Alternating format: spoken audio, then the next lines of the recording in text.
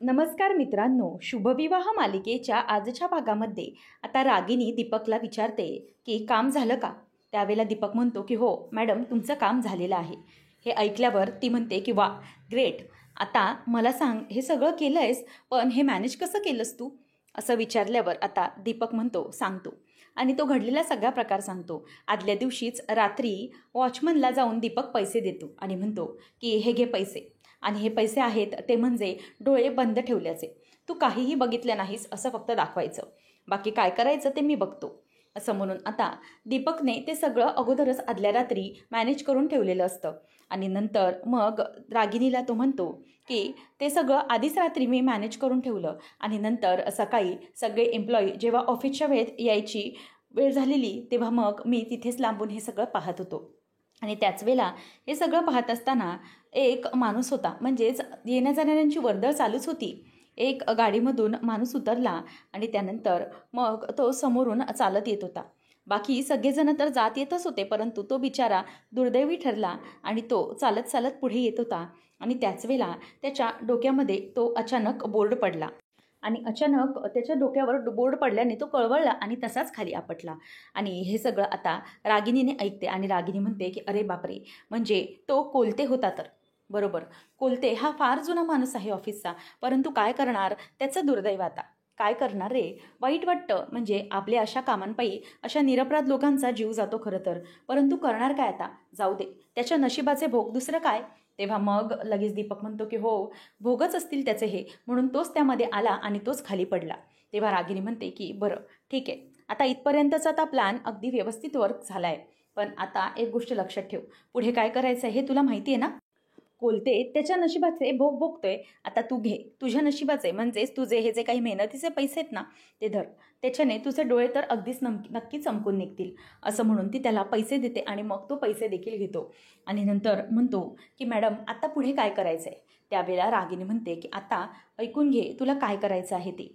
आता तुला सांगितलंय त्याप्रमाणे सगळं काही करायचं आहे. खरी या खेळाला मजा येणार आहे. त्यांना वाटत असेल की हे सगळं घडलंय, परंतु घडवणारी मीच आहे हे त्यांना कुठे माहीत आहे. त्यावेळेला लगेच दीपक विचारतो की मॅडम मला सांगा, पण तुम्ही हे सगळं का घडवून आणताय, म्हणजे याच्या मागचं नक्की कारण काय आहे. त्यावेळेला रागिनी त्याच्यावर चिडते आणि म्हणते की जास्त पुढे विचारायचं नाही, जेवढं सांगितलं आहे ना तेवढं करायचं, पुढे काही बोलायचं नाही. मी सांगते त्याच्यावर काहीच बोलू नकोस, फक्त एकच गोष्ट लक्षात ठेव, तुला जेवढं सांगितलंय तेवढं कर, आणि हो, कोणालाही तिथे कळून द्यायचं नाही तू कोण आहेस वगैरे. सगळा प्लॅन अगदी व्यवस्थित एक्झिक्यूट झाला पाहिजे असं ती त्याला बोलते. आणि सगळ्या गोष्टी सांगून काही उपयोग नसतो रे, सगळं बघून घ्यायचं असतं, आणि त्यानंतरच मग या सगळ्या गोष्टी बघायच्या असतात, तेव्हाच मजा येईल तुला की मी काय करत होते बघायला. आणि हे हॉस्पिटल आहे ना, या हॉस्पिटलमध्ये त्याला पाठवलंच हे एकदम बेस्ट केलं, मला माहीतच होतं. असं म्हणून ती फाईल घेते. आणि नंतर आता कोलतेला त्याच हॉस्पिटलमध्ये, म्हणजे SK न्यूरोलॉजिस्ट हॉस्पिटलमध्ये त्याला ॲडमिट केलं जात असतं. तेव्हा त्याची बायको, कोलतेची बायको खूप रडत असते आणि म्हणते की हो. तेव्हा मग सिस्टर म्हणतात की प्लीज मॅडम तुम्ही बाहेरच थांबा. त्यावेळेला संकर्षण येत असतो. संकर्षण म्हणतो की पेशंट आतमध्ये आहे का. तेव्हा मग कोलतेची बायको हात जोडते, प्लीज डॉक्टर माझ्या नवऱ्याला वाचवा तुम्ही, त्यांना डोक्याला खूप लागलेलं आहे हो, प्लीज वाचवा. तेव्हा मग आता संकर्षण म्हणतो की हे बघा, तुम्ही शांत व्हा, आपण त्यांना वाचवण्याचा 100% प्रयत्न करू, नका काळजी करू, सगळं होईल व्यवस्थित, तुम्ही प्लीज शांत व्हा आणि इथे बसा. असं म्हणून तिला तो जरा शांत करतो. आणि मग डॉक्टरांनी धीर दिल्यामुळे कोलतेला जरा बरं वाटतं, आणि संकर्षण आतमध्ये सिस्टरसोबत निघून जातो आणि सगळं व्यवस्थित अरेंज केलं ना हे तिला विचारत आतमध्ये जातो. आता कोलते बाहेरच उभी असते, आणि त्याच वेळेला तिथे घाईघाईमध्ये अथर्व आणि आकाश पण आलेले असतात.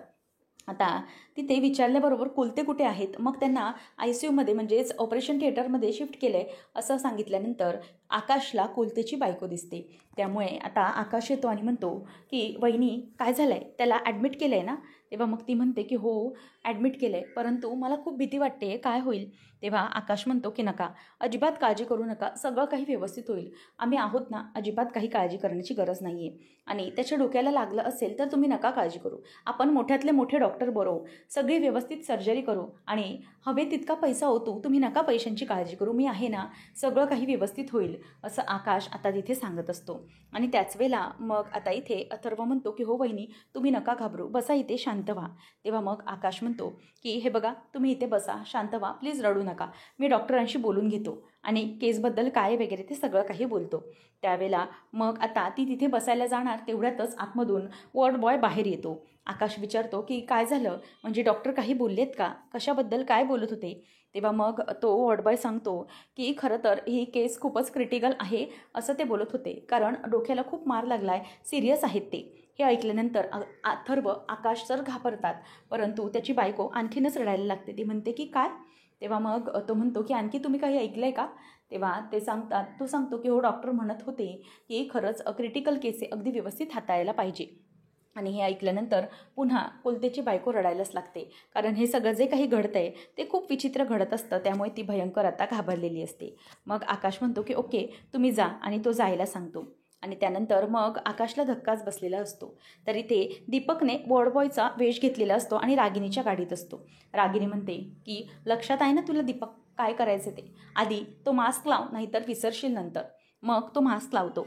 नंतर रागिनी त्याला सांगते की उतर, सगळं काम व्यवस्थित कर, अजिबात टेन्शन घेऊ नको, सगळं काम नीट झालं पाहिजे, व्यवस्थित कर हे सगळं, जा, असं म्हणून ती त्याला आता गाडीतून उतरायला सांगते. आणि नंतर रागिनी खूपच खुश होत असते. ती म्हणते की वा, आत्ता खेळायला खरी मजा येणार आहे. एकदा की कोलतेचं काम झालं, त्याचं काम म्हणजेच दीपकचं काम त्याने केलं की मग बघा कशी भांडणं लागणार आहेत ते, असा भडका उडणार आहे हॉस्पिटलमध्ये. एकतर संकर्षण आणि आकाश यांच्यामध्ये आधीच विरोध आहे, आणि त्यानंतर हे जर हॉस्पिटलमध्ये आज घडेल आणि कोलते गेला तर मात्र संकर्षण आणि आकाशमध्ये आणखीनच भांडणं लागतील, आणखीनच वाट लागेल. भांडा बेंट्यांनो भांडा, तुम्हाला भांडायचंच आहे ना, आत्ता मजा येईल, असं म्हणून ती खुश होत असते.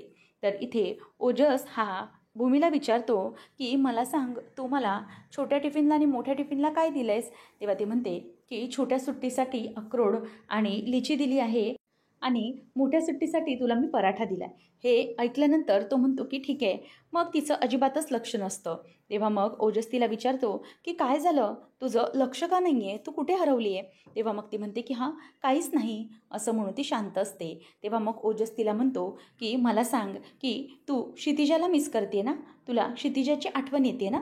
असं विचारल्याबरोबर भूमी त्याच्याकडे बघतच राहते, आणि मग ती विचारते की बाळा हे कसं समजलं तुला. तेव्हा ती बघतच राहिल्याबरोबर तिला लगेच आता ओजस म्हणतो की तू बस इथे शांत बस, मला माहिती आहे तुला क्षितिजाची आठवण येते हो ना, तुझ्यापासून तिला लांब केले ना देवबाप्पाने.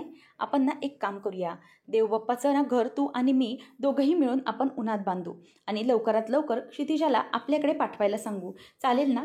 तेव्हा असं म्हटल्याबरोबर आता ती मनातच विचार करते की ओजस क्षितिजाची आठवण तर मला येतच आहे रे, परंतु मला मगासपासून असं वाटतंय की काहीतरी चुकीचं घडणार आहे, त्यामुळे माझं मन आणखीनच मला खातंय.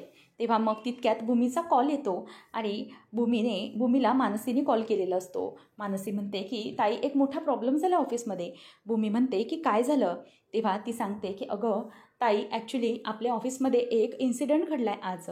अगं जो कोलते आहे ना, कोलते आपल्या ऑफिसचे कोलते, त्यांच्या डोक्यावर आपल्या ऑफिसमधलं जे नावाचं बोर्ड असतं तेच बोर्डच पडलं आहे, आणि ते खूप सिरियस आहे असं अथर्व आता मला सांगत होता. भूमी म्हणते की काय, अचानक कसं काय घडलं. तेव्हा ती म्हणते की नाही ना, मला पण काही समजत नाही आहे हे कसं घडलं, परंतु प्रॉब्लेम होऊ शकतो जर त्यांना काही झालं तर, कारण ते ऑन ड्युटी असतानाच हे सगळं घडलं आहे ना, तर हे सगळं आपल्या कंपनीच्या नावे येऊ शकतं, त्यामुळे जरा टेन्शन आहे. मग हे ऐकल्यानंतर भूमी म्हणते की हो गं, ही म्हणजे टेन्शनचीच गोष्ट आहे, मला एकदम भीतीच वाटायला लागली आहे, कसं होणार आहे. ती म्हणते की हो, अथर्व आणि आकाश भाऊजी दोघंजणही तिथेच आहेत, ते सगळं बघतायत आपल्या परीने, परंतु ते वाचले पाहिजे. भूमी म्हणते की नको काळजी करू, वाचतील ते, आपण देवाला प्रार्थना करूया, सगळं काही व्यवस्थित होईल, असं भूमी तिला समजवते. आणि फोन ठेवल्यानंतर ती विचार करते की अच्छा, म्हणजे हेच काहीतरी घडणार होतं, म्हणून मगाचपासून मला काहीतरी संकेत मिळत होते. भूमी म्हणते की ताई मी क्षितिजाजवळ आहे, तिचं लक्ष देते मी. तर एक कोलते हा त्याचं ऑपरेशन केलेलं असतं, आणि संकर्षण हा सगळं त्याचं कॉम्प्युटर मशीन जी असते ती चेक करत असतो, सगळं काही व्यवस्थित आहे ना. त्यावेळेला मग तो सिस्टरला म्हणतो की थँक गॉड सगळं स्टेबल आहे, व्यवस्थित आहेत अगदी, आता फक्त एकच काम करायचं आहे, यांचं ऑपरेशन तर सक्सेसफुल झालं आहे, एकच काम कर, हे जे इंजेक्शन लिहून देतोय ना ते लवकरात लवकर अरेंज करा आणि त्यांना द्या. नंतर मग इथे कोलते बाहेर बसलेलीच असते. आकाश म्हणतो की हे बघा बहिणी, तुम्ही मगासपासून रडताय, तुम्हाला खूप त्रास होतोय, तुम्ही एक काम करा, थोडं काहीतरी खा, प्लीज असं रडू नका. आणि जर तुमची तब्येत खालावली मग कोलतेला कोण बघणार आहे, त्यामुळे प्लीज तुम्ही काळजी घ्या स्वतःची. आणि अथर्व, प्लीज यांना कॅन्टीनमध्ये घेऊन जा आणि त्यांना काय हवं नको ते बघ, निदान चहा कॉफी तरी घ्या. तेव्हा ती म्हणते की खरंच माझी इच्छा नाही, परंतु आकाश रिक्वेस्ट करतो, त्यामुळे आता आकाशने रिक्वेस्ट केल्यामुळे ती जरा शांत होते. आकाश म्हणतो की हे बघा, काय ना काही झालं तरी तुमच्या पोटात काहीतरी गेलं पाहिजे, म्हणून जा. आता आकाश तिथून निघून जातो, म्हणजे कॅश काउंटरवर त्याला बोलवलं जातं. नंतर कोलते अथर्व पण बाजूला जातो. आणि इकडे आता रागिनीला लगेच दीपक मेसेज टाकतो, कोलतेचं ऑपरेशन झालं. हे ऐकल्यानंतर आता रागिनी खुश होते आणि म्हणते की अरे वा, दीपकचा मेसेज आला, कोलतेचं ऑपरेशन झालेले दिसते, आता पुढचा प्लॅन एक्झिक्यूट करूया. म्हणून आता तिथे रागिनी ही मुद्दामच त्या SK न्यूरोलॉजी हॉस्पिटलला फोन लावते आणि फोन लावल्यानंतर जी रिसेप्शनिस्ट असते ती कॉल उचलते. मग ती म्हणते की जरा एक इमर्जन्सी आहे, प्लीज डॉक्टर संकर्षण यांना फोन देता येईल का. तेव्हा ती म्हणते की ते इमर्जन्सी वॉर्डमध्ये आहेत, तुम्ही सांगा. तेव्हा मग ती म्हणते की त्यांच्या घरून बोलते मी, ॲक्च्युली ना त्यांच्या घरात एक इमर्जन्सी आली आहे, त्यामुळे जरा त्यांना कळवायचं होतं. मग प्लीज तुम्ही जरा ऑपरेशनच्या थिएटरमध्ये जाऊन त्यांना सांगताय का हे की त्यांच्या घरून फोन आलेला आणि एक इमर्जन्सी आहे म्हणून, प्लीज इट्स अ रिक्वेस्ट. तेव्हा मग ती म्हणते की बरं ठीक आहे, मी सांगते. असं म्हणून ती आता फोन बाजूला ठेवते आणि त्यानंतर धावत धावत जाते. रागिनी म्हणते की वाट बघ, तुझा फोन चालू ठेवते म्हणून. असं म्हणून आता रागिनी तो फोनच कट करून टाकते आणि म्हणते की चला, आत्ता सुरुवात झाली, आता मात्र पूर्ण वाट लागणार आहे. असं म्हणून ती खूपच खुश होत असते. तर इथे तेवढ्यातच वॉर्ड बॉय आलेला असतो आणि तो म्हणतो की एक मिनिट आकाश महाजन, तुम्हाला कॅश काउंटरवर बोलवले. त्यामुळे आता आकाशला तिथे कॅश काउंटरवर बोलवलं जातं आणि अथर्वला आकाश सांगतो की हे बघ, हे ऐकणार नाही आहेत, त्यामुळे प्लीज तू त्यांना घेऊन जा. आणि ताई, प्लीज तुम्ही थोडं काहीतरी खा, निदान चहा कॉफी तरी घ्या, म्हणजे तुम्हाला बरं वाटेल. तेव्हा मग अथर्व म्हणतो की हो चला प्लीज बरोबर माझ्या, आणि तो आता सेफ असेल त्यामुळे तुम्ही नका घाबरू, चला. असं म्हणून आता अथर्व हा तिला तिथून घेऊन जातो. आणि मग आकाश म्हणतो की बरं ठीक आहे, मी कॅश काउंटरवर जातो आणि बघतो बिलाचं काय करायचं ते, तुम्ही अजिबात चिंता करू नका, तुम्ही थोडं काहीतरी खाऊन घ्या. असं आकाश तिला सांगतो आणि तिकडून तोही निघून जातो. कोलतेची हालत खूपच वाईट झालेली असते, ती रडून रडून अगदी अक्षरशः खूप बेजार झालेली असते. आकाशही आता ती अवस्था त्याला पाहवत नाही, म्हणून तिथून तो निघून जातो आणि कॅश काउंटरला काय काम आहे ते बघण्यासाठी जातो. तर इथे संकर्षण हा इंजेक्शन वगैरे लिहून देत असतानाच तिथे रिसेप्शनिस्ट धावत धावत येते आणि म्हणते की सर एक मिनिट. तेव्हा मग तो म्हणतो की हां काय झालं आहे. तेव्हा ती सांगते की सर तुमच्या घरून फोन आला होता, कोणतरी बाई होती आणि तिने सांगितलं की काहीतरी तुमच्या घरी इमर्जन्सी आली आहे आणि त्यामुळेच मग तुम्हाला बोलवलं आहे.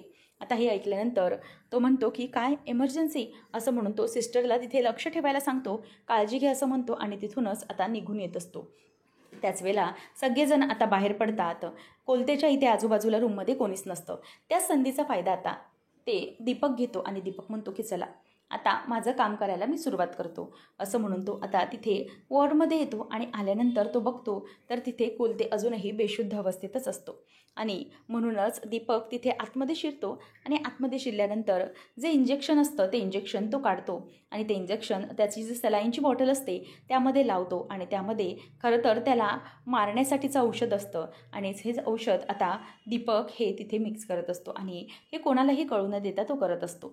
आणि मनातच म्हणतो की चला कोलते, तुला मॅडमने सॉरी सांगितलेलं आहे बरं का, आता तुझं काम झालं. असं म्हणून तो तिथून निघून येत असतो. तर इकडे आता संकर्षण हॅलो हॅलो बोलतो, परंतु फोन कट झालेला असतो. रागिनीनेच तो ठेवलेला असतो. तो म्हणूनच आता म्हणतो की कोणीच नाही आहे फोनवर. म्हणून तो आता घरी फोन करतो आणि भूमीला विचारतो की हॅलो भूमी, अगं घरी काही प्रॉब्लेम आहे का, इमर्जन्सी आहे का. तेव्हा भूमी म्हणते की नाही, कसलीच इमर्जन्सी नाही आहे, काय झालं आहे. तेव्हा तो म्हणतो की अगं आता थोड्या वेळापूर्वी मला फोन आला होता की काहीतरी घरी इमर्जन्सी आली म्हणून, काही प्रॉब्लेम नाही आहे ना, सगळं ठीक आहे ना. तेव्हा ती म्हणते की हो सगळं ठीक आहे, इनफॅक्ट आता ओजस स्कूलला गेला आहे आणि घरात सगळं ठीक आहे. मग तो म्हणतो की मग कोणी कॉल केला होता, ओजसच्या आजीने वगैरे. तेव्हा मग ती म्हणते की नाही, ओजसच्या आजी वगैरे त्या पण ठीक आहेत, मग त्यांनी कशाला कॉल केला असेल, कोणीच आपल्या घरातून फोन केला नाही. असं म्हटल्यावर आता तो खूपच चिडतो आणि म्हणतो की कदाचित कोणीतरी प्रँक केलं आहे. मग आता भूमीवर तो चिडतो, म्हणजेच त्या फोनवर चिडत म्हणतो की कोणी हा प्रँक केला असेल. भूमी विचार करते की नेमकं हे काय झालं असेल. तेव्हा संकर्षण म्हणतो की एनिवे ठीक आहे, चल काळजी घे, असं म्हणून तो फोन ठेवून देतो. आणि नंतर फोन ठेवल्यानंतर तो तिथून निघून जातो आणि कोणी हा प्रँक केला असेल असं म्हणून बोलतच चिडून तिथून निघून जातो. भूमी फोन ठेवते आणि म्हणते की नाही, नक्कीच काहीतरी गडबड आहे. मला असं वाटतंय की हा प्रँक नसावा, हे नक्कीच काहीतरी चुकीचं घडत होतं. असं वाटतंय की काहीतरी कुणीतरी मुद्दाम करते. नक्की काय असेल हे? काही प्रॉब्लेम तर नसेल ना? कोणी प्रँक केला आहे की हे खरंच मुद्दाम घडवून आणलंय, असं ती विचार करत असते. आणि नंतर मग इथे कोलते हा जात असतानाच तो तिथलं जे मॉनिटर असतं ते बंद करून टाकतो, जेणेकरून त्याची स्थिती कोणालाही समजू नये.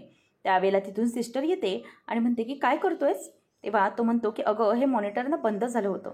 एक काम करतो, टेक्निकल इश्यू आहे, तिथे आपल्या इंजिनियरला पाठवून देतो, बघूया. तेव्हा मग ती म्हणते की हो, पाठव लवकर, या पेशंटला अगदी व्यवस्थित बघितलं पाहिजे. त्यावेळेला मग आता दीपक तिकडून बाहेर निघून जातो आणि निघून जात असताना तिला तो ट्रे देखील देतो आणि म्हणतो की हे घे, सगळं व्यवस्थित बघ. आणि तिथून जात असताना इथून संकर्षणही बाहेर येतो.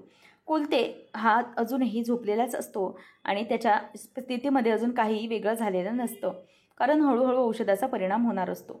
आणि दीपक हा तिथून बाहेर पडतो आणि बाहेर पडत असताना त्याची आणि संकर्षणची नजरानजर होते. दोघं एकमेकांना बघतात आणि इथे त्याच्या म्हणजे संकर्षणच्या लक्षात आलेलं असतं की नक्कीच काहीतरी गडबड आहे, म्हणून तो त्याच्याकडे बघतच राहतो. त्यानंतर आता सिस्टरला तो विचारतो की बघा हे इंजेक्शन. तेव्हा मग सिस्टर म्हणते की डॉक्टर एक मिनिट, हे इंजेक्शन बघा. त्यावेळेला तो इंजेक्शन बघतो आणि त्याच्या लक्षात आलेलं असतं की बरोबर हेच इंजेक्शन आहे, ताबडतोब हे इंजेक्शन त्यांना देऊन टाका, असं सांगितल्यानंतर आता ती इंजेक्शन देते. आणि मग तिथे इंजेक्शन दिल्यानंतर संकर्षण तिथून बाहेर येतो. आता रागिनी मात्र खुश होत असते आणि तितक्यातच कोलते तिला बाहेर येऊन सांगतो की मॅडम, आपलं पूर्ण काम झालेलं आहे. आता हे ऐकल्यावर रागिनी खूप खुश होते आणि म्हणते की अरे वा, चला सगळं काम झालेलं आहे, आता आपल्याला हवं तसं होणार, आता खरी मजा येणार आहे खेळायला.